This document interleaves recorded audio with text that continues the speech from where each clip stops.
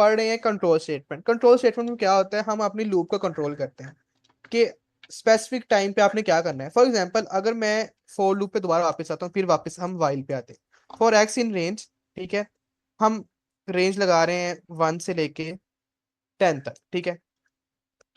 अब हम चाह रहे हैं कि वैल्यू सिर्फ प्रिंट हो 1 से लेके 5 तक, या फिर हम चाह रहे हैं जहां पे 5 वैल्यू आए ना, मीन्स के प्रिंट अगर मैं एक्स कर दूं तो क्या होगा, तो ये सारी वैल्यूज 1 टू लेके 9 तक प्रिंट कर देगा, ऐसे ही है। हाँ, ये देखिए 1 टू लेके 9 तक प्रिंट होगी। लेकिन हमारी रिक्वायरमेंट है कि जहां पे 5 आए ना, वहां पे वो 5 को स्किप कर दे, वो वाली लूप वो स्किप कर दे और आगे चल पड़े, ठीक है। तो इसके लिए हम क्या करेंगे, इसके लिए हम यूज करें कंटिन्यू स्टेटमेंट। कंटिन्यू स्टेटमेंट क्या करती है, वो जिसमें आपने स्पेसिफिक किया होता है ना जिस लूप को, तो वहां पे आके वो उस लूप को स्किप कर देती है। देखें, इसके लिए आपको कंडीशनल भाई स्टेटमेंट तेरी यूज करने आवाज के लिए, समझा तो बढ़िया, अब कम हो कंडीशनल स्टेटमेंट को यूज करने के लिए आपको, अब ठीक है आमिर भाई, गई। ओके। कंडीशनल स्टेटमेंट को यूज करने के लिए आपको इफ लगाना पड़ता है। मीन्स कि आपको स्पेसिफिक करना पड़ता है कि जब, फॉर एग्जांपल इफ जब एक्स की वैल्यू इक्वल्स टू हो 5, ठीक है, जब एक्स की वैल्यू 5 हो तब क्या कर दो, कंटिन्यू कर दो, कंटिन्यू, ठीक है। कि जब एक्स की वैल्यू 5 के इक्वल हो तब कंटिन्यू कर दो। कंटिन्यू से क्या होगा, वो वाला लूप ब्रेक, वो वाला लूप वो प्रिंट नहीं करेगा। यहाँ पे जब एक्स की वैल्यू 5 आएगी वो 5 को स्किप कर दे, 6 प्रिंट कर देगा। अब देखिएगा मेरा आउटपुट देखिएगा, देखिए 1 2 3 4 5 किधर गया, 5 स्किप हो गया, 5 स्किप किया, 6 आ गया। अगर मैं यहाँ पे कुछ और लिख देता हूँ, एक्स की 5 की जगह 1 लिख देता हूँ कि 1 ही स्किप नहीं, 1 नहीं 2 कर लेते हैं कि पता तो लगे।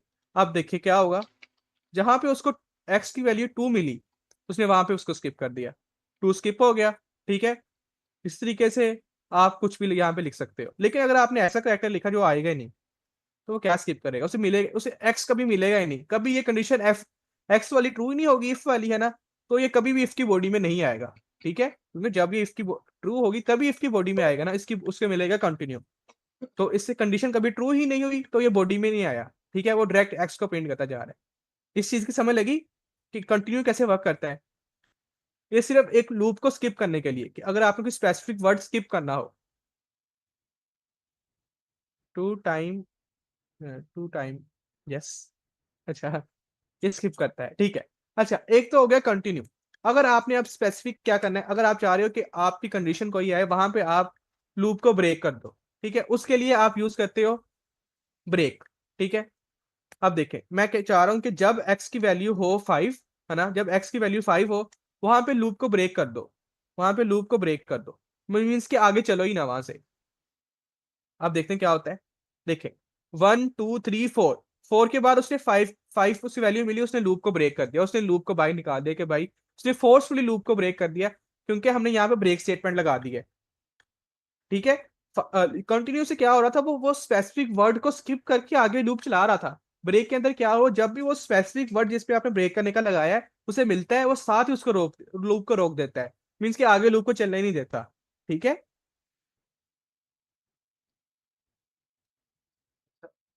वो कौन सी स्टेटमेंट थी, ब्रेक होगी पास। फिर भाई इनके साथ ना इसकी नोटेशन जो है ना वो लास्ट में गाइड करो इनको कि अगर ये वो करके दिखाओ, अगर इस तरह होगा तो ये एरर भी एरर किस चीज पे आता है आमिर भाई इसमें। आती है। जैसे इफ नीचे आ रहा है ना एक्स के, इस इफ को फॉर के नीचे लिखते हैं नहीं नहीं, ये तो इंडेंटेशन का पता है, मैंने समझाया हुआ है बॉडी के अंदर, सारी टेंशन है अच्छी ये तरह। सारा समझा। पक्की बात। हाँ जी हाँ जी, ये इसमें किसी को इशू आ रहा है इंडेंटेशन में, मैंने बताया था कि जब यहाँ पे हम लिखेंगे कोलन, तब हम देंगे एक इंडेंटेशन के अंदर, उसकी बॉडी के अंदर, इसलिए मैं बॉडी वर्ड बार बार यूज कर रहा हूँ।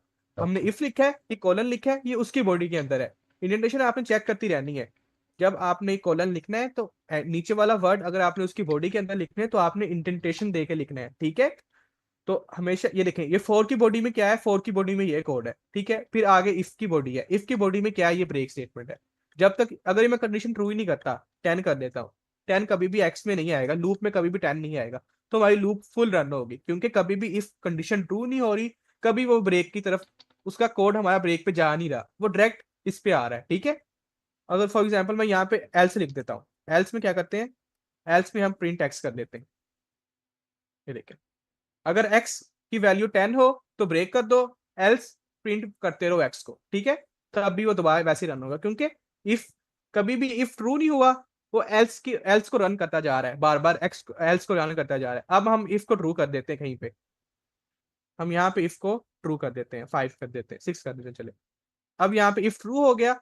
इफ जब जब तक इफ ट्रू नहीं हुआ था वो एल्स चलता जा रहा था बार बार। जहां पे इफ ट्रू हुआ उसने कंडीशन ब्रेक कर दी वहीं पे, ठीक है।